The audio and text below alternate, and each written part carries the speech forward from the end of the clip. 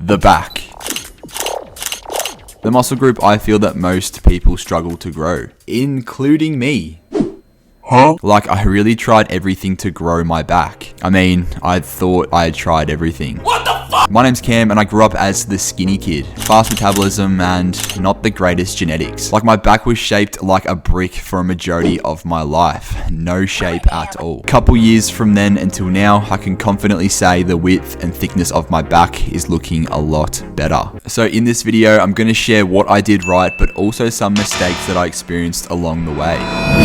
Firstly, unknowingly, I was hitting the same areas of my back every single back day. What do you mean by that? So for example, it would look something like this. Exercise 1, I would do a lat pull down, and then after that, I would go into some pull-ups, and then I would go into a lat pullover. I was hitting the same back muscles and neglecting the other parts of my back without even realizing it. This led to me having overdeveloped lats, and my upper back region was lacking. Alright, so what's the solution to this? If your goal is to achieve an aesthetic, thick and wide back, then we're going to need a regular back day, but also an upper back biased back day. Ever since I structured my back days like this into my weekly split, my back inflated. So this is the routine I'm currently working with right now. This is my exact split, so hit screen record on your brain and take this all in. Back day A is on my pull day and back day B is on my upper day. Back day A will be a regular back day, whereas back day B will be a more upper back bias. Alright, so the first exercise for back day A is the chest supported T-bar row. With a neutral hand grip position, pull the bar towards your chest, keeping your elbows slightly flared from your sides. Think about squeezing your shoulder blades together at the top of the movement. Also ensure your chest is locked onto the chest pad. This was me months ago, ego lifting and not getting the full benefits of this exercise. An alternative to this, if you don't have a T-bar, is a chest supported dumbbell row, and if you don't have any equipment, you can do bodyweight rows using a couple of bed sheets and a door frame. Just be careful with this one and seek a full tutorial on my TikTok linked below. Alright, moving on to a pronated grip lat pull down. Pull the bar to your chest with a slight lean back, and again, think about squeezing your shoulder blades together. Alternative to this, if you don't have this machine, is a regular pull up. If you're doing this alternative, make sure to tense your core to stabilize yourself from swinging. Last back exercise for day A is the cable rear delt fly. Slightly bend and lock your elbows,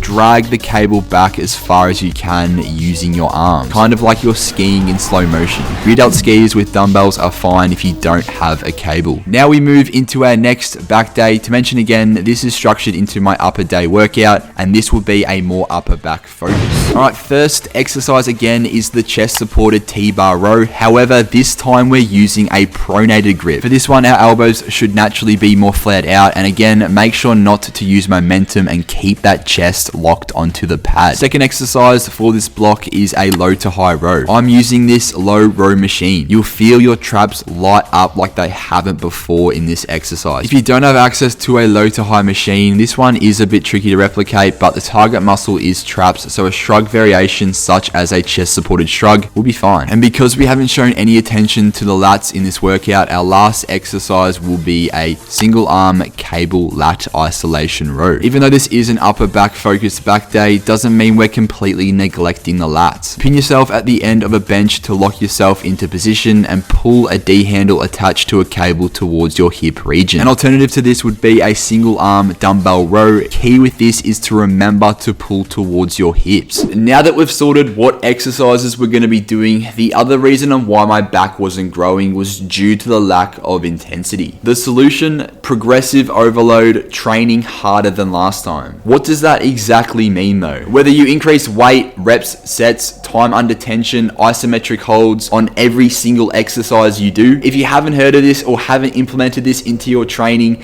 then I guarantee you are missing out on gains as I speak to you in this video. Now, this is a strategy I used and still use to this day to track and progress on all my lifts. It's called the double progression overload method, and this is how you can use it. Say I'm carrying out 3 sets of 8 to 10 reps on T-bar rows as instructed in my program. This is my first time doing this exercise, so I start with 10 kilos loaded on the bar, as I think that's a challenging weight for me. 8 to 10 is my rep range, so I perform my first set, on which I achieve 10 reps on this first set. Moving on to my second set on the same weight, I achieve 9 reps. Third set, I achieve 8 reps. So since I didn't hit 10 reps on all sets, I'm in no right to increase the weight. Workout number 2, next session, I achieved 10 reps on sets 1 and 2, but 9 reps on set 3. On workout number 3, I achieved 10 reps on sets 1, 2, and 3. So because I achieved 10 reps on all sets, I can progress in weight, and the process repeats perpetually. So yeah, that's how I grew my back.